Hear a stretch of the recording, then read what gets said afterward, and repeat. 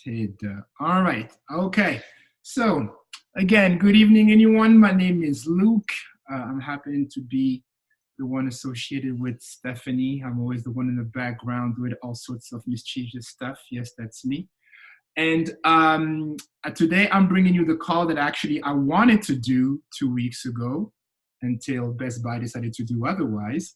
But I've been doing a little bit of a training when it comes to network marketing, and I wanted to share some of my findings and things that I've learned, and maybe some of the nuggets will be some things that you have already heard, but maybe it might be a nice reminder for you, or things that maybe you need to focus on and apply. And I'm very excited to share this with you because this is a very important season when we are about to approach now the holiday season now. So whatever excuse that you can think of that are in the book, they will be used against you when you want to invite someone to just join a challenge group, or someone to join your team, or someone to just improve their lives in any way, shape, or form. They're going to come up with all sorts of excuses, or you yourself might even hand some of those. So maybe I can help you have a different mindset or a different perspective and help you with that and move forward and hopefully become better.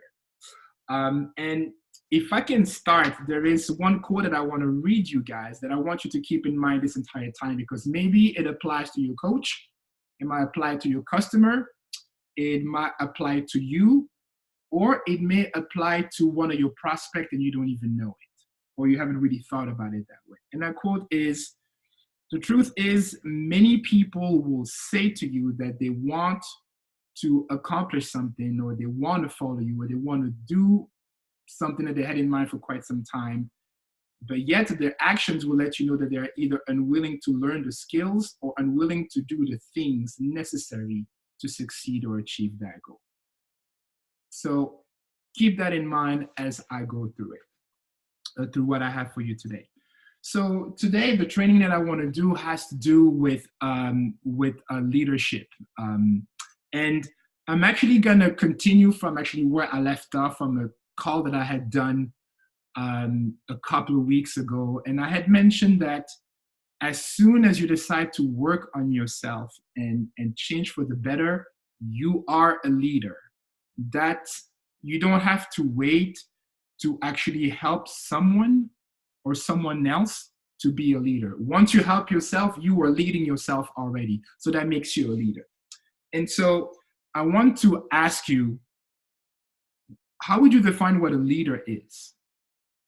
You know, we may have an idea, or we may have an image, or we have somewhat of a preconceived definition of what a leader is.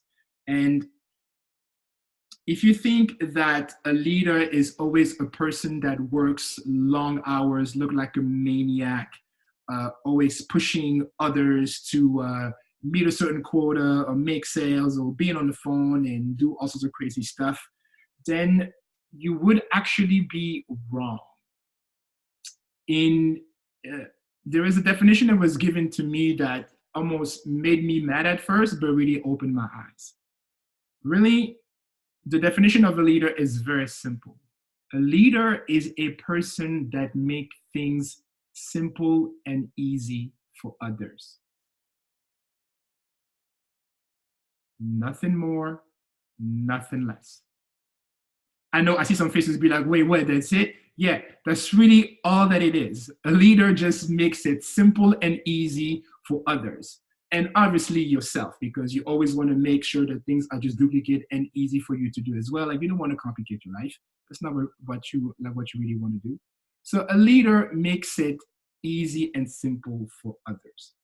And when you appear as a person that does a whole lot of things, that is constantly working and is like all over the place, you're doing two things that are very bad for the people that follow you or the people that might be interested in you. Number one, you make them feel that if they're not doing anything remotely similar to what you are doing, they are a disappointment to you. They feel like everything that you do, they have to do it themselves. And so, secondly, if you see other people not doing what you are doing, then you view that as if, wait, I hit somebody else. Can you all do me a favor and like mute yourselves? I want to make sure that like I don't have any noise happening. I think that's everybody. Okay, we back to normal. Okay, so if you see your people, so like the point number 2 was, if you see other people like showing up in a different way that you are, you feel like they are sabotaging you, or like you feel like you're not doing the right thing in terms of like having them mimicking what you're doing, and that may sabotage you, your progress, and what you're trying to do. So again, you want to keep in mind that you want to keep things simple and as easy as possible, so that it's not only duplicatable, but you don't have to waste your time having everybody being like a carbon copy of what you got going on. So as a leader, you want to be a masters of a few basics. Oh, and I forgot to mention something at the very beginning.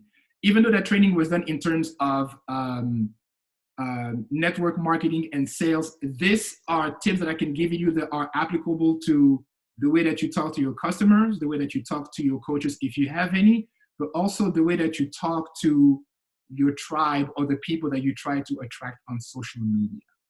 So what I'm talking about are tips that are applicable to all these different aspects of what you are doing. So don't think in terms of just sales and coach and Beachbody. You can apply that to different aspects of your life, okay? So these are some of the few basics that you want to become a master at. Number 1, you want to learn and like you want to be a master at learning and sharing your stories. And obviously we have a plethora of platforms and ways where you can share your story, whether it's social media, phone, face-to-face, video, whatever have you.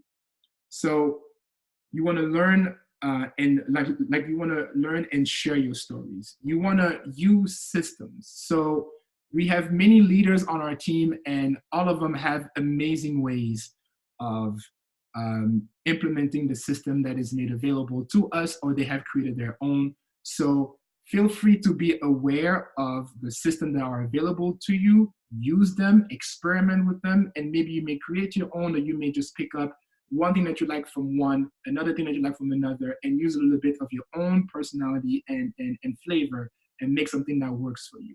But again, remember, always keep it simple as much as you possibly can, okay? You want to become a master at basic human communications. I believe that's pretty self-explanatory, but you'd be surprised at times when people have a hard time communicating with others. So just always be mindful of how you communicate with people, what you're saying, or sometimes how your message might be perceived, okay? Obviously, we cannot 100% know how people will react, but the best thing you can do is put your best foot forward to make sure that your message is precise, straight to the point, and may not offend anyone, okay? You want to become a master at understanding and developing a team culture. And I'm going to dive a little bit deeper into that. What does it mean? But you want to create a culture where everyone is like not only accepted, but feel like they are part of something and they are a value. You always want to do that. And you also want to become a master at growing a community. So not only growing in terms of having more people into your community, but the people that are already part of your community, you want to help them grow as well. Because if you have a bunch of people that remain stagnant, eventually you get bored, things get stale, and people just look for other places where they can either grow or find something exciting. So that's what I mean by a growing community. Not only growing in numbers, but you also want them to grow in terms of who they are as a person and what they want to achieve and things of that nature. Okay? So here are some of the best practices that you either want to have or some practices that you want to avoid. Again, I repeat myself here, but you want to strive to make things easy and simple. So what does that mean? That just means you want to show them how to do things and how anyone can follow that system that you have so that it is also very simple and easy for them to do. Because whenever you show people that what you're doing is simple and easy to do, it will be easy and simple for them to do it, which means you create duplication, and which is what you want. If it is easy for you, it can be easy for other people, okay? Something not to do is you don't want to make it about you. Okay. Whenever you are helping people or you are talking to people on social media, you always want to make it about them. You want to make it about who you're talking to. Never wanted to make it about yourself. Okay. Um, you always want to do what you wish your team or the people that follow you were doing. So what do I mean by that? You never want to like bark at people or like give orders. You always want to hear what other people have to say, or like let people tell you about what they got going on, what they're doing, and you always give them um, an opportunity to hear what you have to say or what you got to offer, and see if they might be interested in like give it a try or give it a chance. You never want to like force people to do something. Okay, which ties into my fourth point, which is you never want to rule with an iron fist. All right, you definitely want to be what's the word I'm looking for? You always want to be flexible. You want to lead knowing that like I'm going to give you tips and pointers. What I got to say is not the law. It's not you either do it my way or that's it, this is the door. Just let them know that like, okay, you are free to try whatever you think works for you. But if it doesn't, then maybe you might look at this and see if that might be something that is worth trying to you or change or maybe tweak a little bit to get something that is working best for you to yield the result that you're looking for. Okay. And also, whenever you're sharing about your success or things that are happening to you that are very positive, do it in a way that is empowering, that is encouraging, and don't do it in such a way where you appear as if like, oh, look at me, look what I've done, like I'm the best, I'm the God, I'm this and I'm that. So I know that like this is not the situation here on our team, because we have done a very good job at creating this culture of being able to congratulate one another and empower people to share about their success and their achievements without people feeling like, oh, I'm bragging or I'm boasting or I make everybody feel little because of my accomplishment being bigger than others. So that's very good there. So these are like a very simple practice that you can apply in different aspects of your life to be able to be a better leader and appear as a better leader to others. Now, when you are in a situation where you have a lot of customers and or a lot of coaches on your team, we sometimes make a mistake of not knowing who is on our team. And so in a training, something like actually really baffled me. And there was kind of like a study that was done. And whether it is the people that follow you on social media, the amount of customers that you have, no matter how big or how small your team is, or your coaches, the people that follow you can be divided into three categories. You have, so now remember these numbers, 80, 15, and 5. So 80, these are percentages. So you have 80% on your team. So you have 80%, 15, and 5. So 80% on your team, or the people that follow you or your customers or what have you, 80% is usually the amount or the percentage of people that have very little to no desire whatsoever to accomplish great things. So in our business, for example, that could be people that have the desire to maybe make $0 to $500 a month or maybe less, right? So they have no desire to inspire others or like build a team and get a big following and get people all fired up and get excited to just do like all these things, right? And for these people, you don't want to burden them with like leadership training and podcasts and all that good stuff. Those people, they just have I don't want to say basic desires, but like they might not be as elevated as yours. Okay. And for them, you don't want to push anything onto them because you might just hit a roadblock and they may feel some type of way about you. So this is not what you want. Now, the 15%, those people, they have a desire. So in terms of business and earning potentials, they have a desire to earn maybe between $2,000 and $3,000 a month, for example. So with them, because of their goals, now they find themselves in a position where they need your guidance and where you need to teach them exactly how to not only build a team, but how to lead the team and how to continue to encourage them, support them, and give them all the tools that they need in order to be successful. Okay? And then last, we have the 5%ers. And usually those are the people that they come with a mindset of really having big goals. They just want to achieve quite a lot. They usually want to hit the floor running. They want to have a big team. They want to be on top, or like they want to have a major success and get like big recognition whatsoever. So these are the ones that represent that percentage there. So even though in those examples, I use people in your team, like for coaches in terms of earning income, that can apply to your potential prospect or people that follow you on social media. So going back to the statement that I made earlier about people that say they want to do something, but their action will show you that they don't. For social media and your prospect, you have a lot of people that are going to tell you, oh my goodness, I want to follow you. I want to do your fitness challenge with you. And maybe they sign up, but they probably don't have the desire to do a workout every day for 6 days out of the week. They will be totally content to just do 1 to 2 workouts a week, skip a week, come back, do 1 more workout, disappear for 2 weeks, do 5 workouts, and then completely disappear on you. And they might be watching the entire time. So that doesn't mean that like, oh my goodness, you're not serious. It's just, that's just their level of commitment that they wanted to have.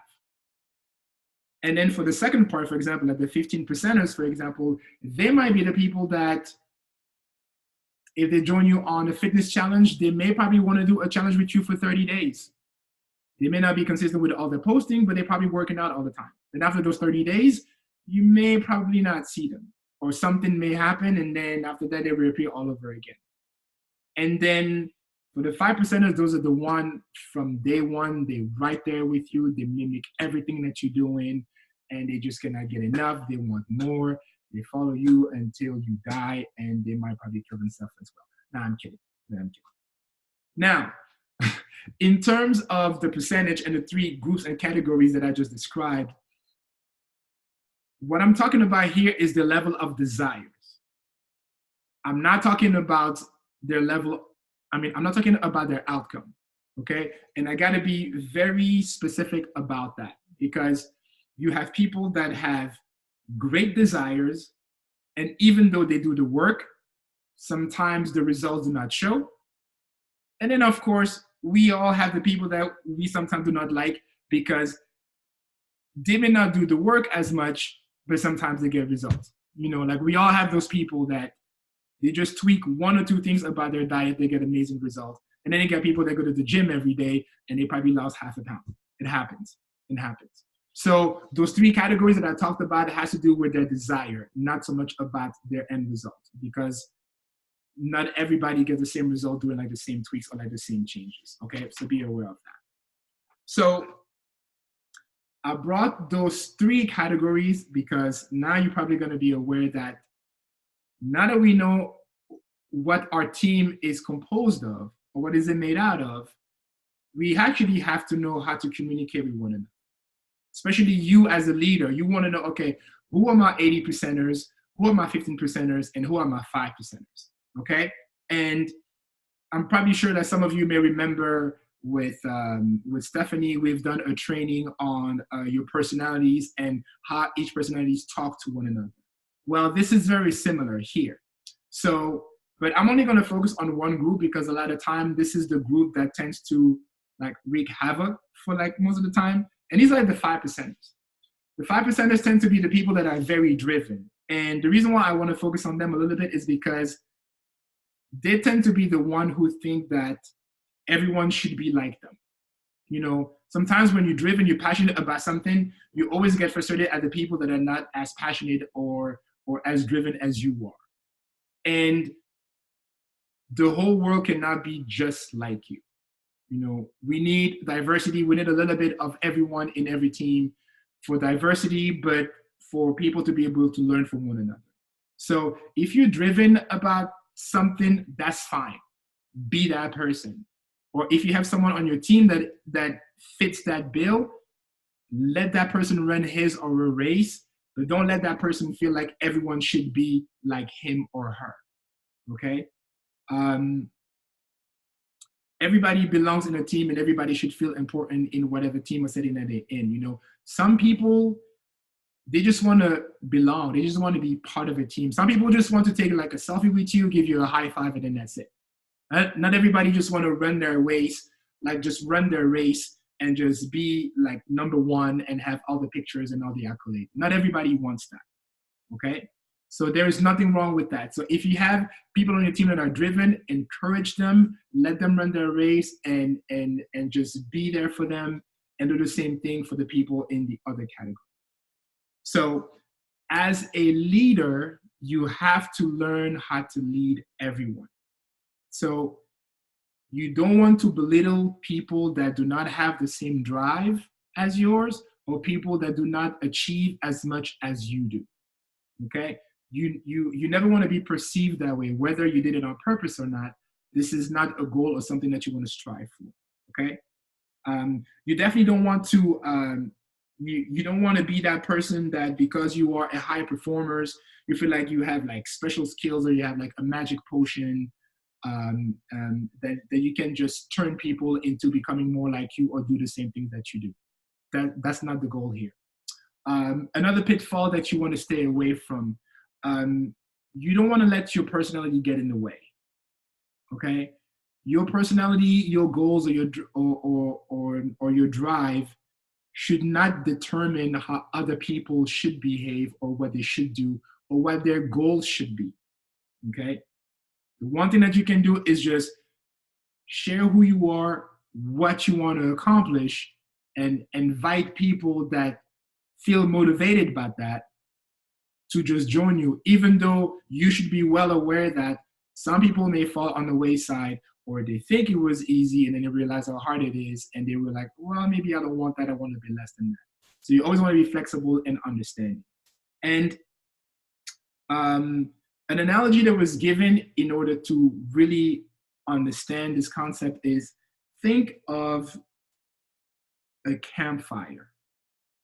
So I'm sure you guys have been in a situation where you have been with friends and you just end up at a campfire, everybody is just hanging out, everybody's having a good time. So leaders sometimes, in the same analogy of the campfire, leaders have a tendency to believe that you should only pay attention to the driven people, the 5%ers, and you should not.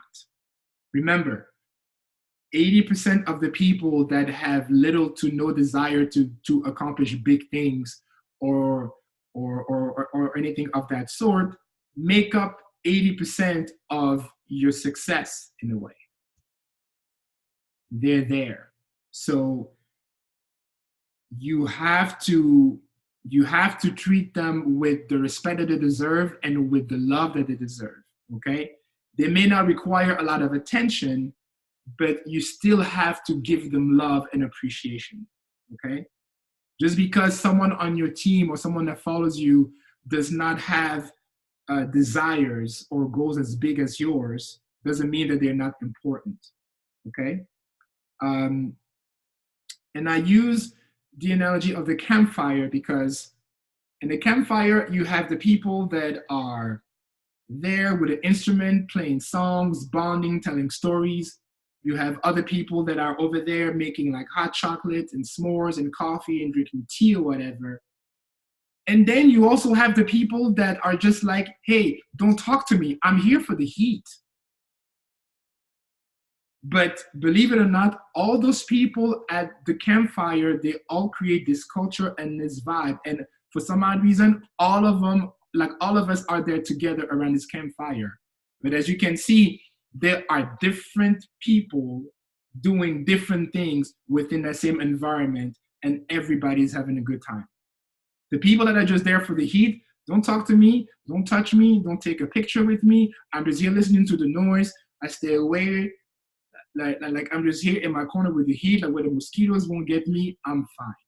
That's all I need. Just let them know that, like, oh, I notice you, I see you. That's fantastic. The people that want to talk to you, play cards and gossip, they're over there. The people that just want to drink and just hang out with other people that are drinking around, fine. You want to make s'mores, play around with fire, fantastic. There is something for everyone to do around that fire. And that is the kind of culture that you want to create. No one is feeling left out, but everybody is there enjoying each other's company in whichever capacity they can, and everybody feels like they are part of something and they're contributing in one way or another. That is what you want to do for your team, for your customers, or for anyone that you talk to on social media. That is the kind of culture that you want to create. Okay?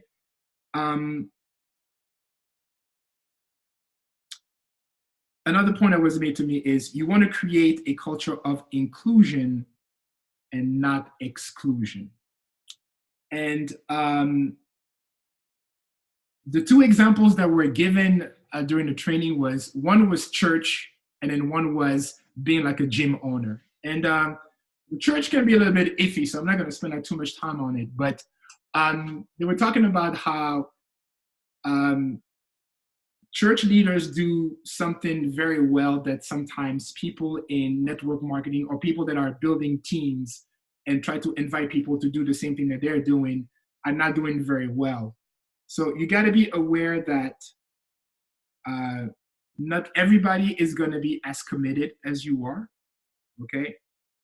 Not everybody is going to have the same amount of skills to contribute to your vision or what you're trying to accomplish, you know? And not everybody wants to rise to the top or take your place or become someone like you. And the reason why it was tied into the church, it was because when people gather at a church service and everybody has to like they're passing the plate and you got a tithe and all that good stuff, the pastor or the church leader doesn't go one by one and figure out how much did you contribute today and like put you on blast if you just gave X amount of money or whatever the case may be. They just welcome everyone, and whatever it is you can contribute, that's what you contribute. And everybody comes together for the same common good. So that was the analogy that was used as far as like the church leader goes. And I was like, that's not bad. That's a pretty good point. Okay. But the one that I really liked was be more like a gym owner. And we're getting in a time right now when gyms might be empty right now, but that's okay. I promise you 2 months from now, they're going to be full of people, you know, because we have all of our New Year's resolution. Everybody's going to find the nearest gym and just ready to like start working out for 2 weeks. And then they're going to quit, but that's okay. We'll see them. And so he shared a story about this man who just goes to the gym every day and he has all the gear on and is just ready to work out, but he never breaks a sweat. Goes to the gym for like 4, 5, 6 months. You don't see any change physically whatsoever. And he says, the gym owners never go to that person and said, hey, you know what?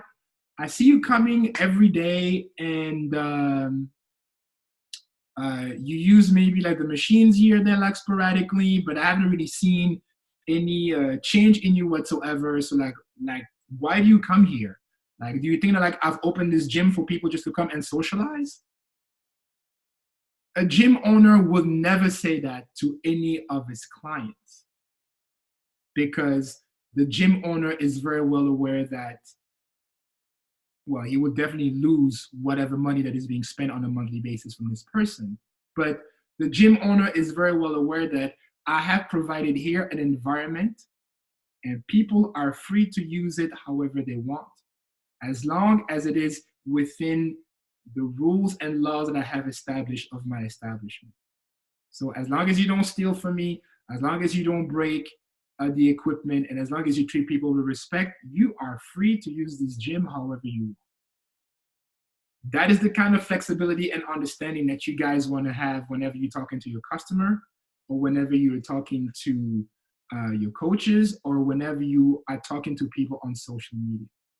You want to have everybody feel included and feel like they are part of something, even though they're similar to you, but they have differences and little things that are not 100% like you.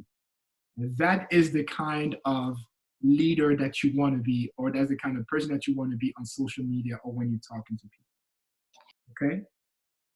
So this is the kind of culture that you want to create. And now I'm sure I'm probably going to hear some people saying, yeah, but well, I can just take care of like everybody, and not everybody requires the same amount of attention, the same amount of love, or the same amount of training, or whatever the case may be. And based on who you're dealing with, people will let you know when it's not enough, or when it's too much, or when it's just the right amount. People will let you know that. Okay? And going back to what I was saying earlier in terms of your percentage and desires, the reason why you have the reason why you want all those people to be included and part of that same environment is because you never know how the culture or seeing people doing certain things might influence you, or might just make you want to like do something, or like go for like higher goals, or decide to do what other people are doing. You know, you can be the person in a campfire who's just there for the heat. All of a sudden, maybe the smell of hot chocolate or coffee or tea just gets you. You're like, well, I guess I would like to enjoy that cup of tea right now. And now, next thing you know, you were the one that just was like antisocial per se. Now you want to be part of the group of people that are there and like enjoying their drinks. Or you might be the person that was just gossiping over there. It's like, you know what? I'm a little bit hungry. Let me just work on some s'mores over there. So you never know how one activity or one group might be able to affect the other.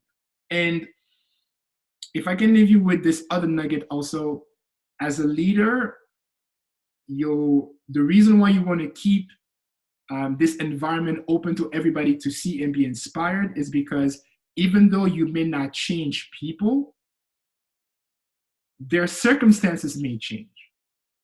And this is what makes people just come around and decide to try to do something different or try to do something new. So in our cases, what that could be, it could be like a job situation, or someone moving from one place to another. So someone that may have had like very low to like little goals, like accomplish anything, all of a sudden they move to a new place and they don't find a job as fast as they were hoping for. Now they have this opportunity. They're like, oh, you know what? I never saw this opportunity as such, but now I can actually work this and make something out of it. And the next thing you know, this person that had no goals of making a lot of money, all of a sudden, because of his or her situation, now that person wants to become like a builder and actually have a team and be able to make ends meet, or extra income, or whatever have you. Okay. Maybe it may be a change in their relationship. Maybe they were surrounded by people that were maybe belittling them, or people that were making fun of their choices. Now all of a sudden they don't have those toxic people around them. So now they feel like, okay, now I can actually give this situation like a decent try and really go for it, right? Or maybe it might be their state of mind. Maybe they may have some misconceptions about what you were doing, and now they're able to think a little bit clearer. They're like, okay, now I feel like things have changed and I'm just ready to just do this. Okay. So if I can finish with this one statement, I will say this. As a leader, it is your responsibility and your duty to encourage and support the people that come into your life to achieve their goals, not yours. So no matter what you do, Support the people that come your way, that tell you that they need your help. Love on them the way that speaks to them the most, and just help them realize their goals and nothing else. And that is all the nuggets that I have for you today. So I'm going to open the floor right now, and let me know if you have any questions, or if what I've shared with you has made sense, or if you wanted to share something, or if you have any questions, if you wanted me to clarify something. Let me see the video here. Let's see the chat. My favorite analogy: anyone can benefit from the warmth of a fire, even if they aren't bringing wood to the fire. That is very true. Well said, Heina. All right. I will totally agree with that and second that motion. So let's see. Anybody has any questions? No? I think that was pretty self-explanatory. I think there was like a great reminder and like great nuggets for you to be able to like think about and apply to everything that you do in regards to not only the business, but how you share on social media, and really about just like who you are, because you are a leader in different aspects than just this Beachbody business. At least this is how I view myself. So I hope you feel the same way too. So there are definitely lots of nuggets that you can apply here that would allow you to be a better person and be able to lead more people in the future. Okay? Well, if there are no questions, then I will say to all of you, thank you for your time. I appreciate you coming on the call and listening to what I had to say. I hope that this has been very helpful to you, and you're going to be able to apply some of the nuggets that I've shared with you, and enjoy the rest of your Sunday. Until next time, peace out.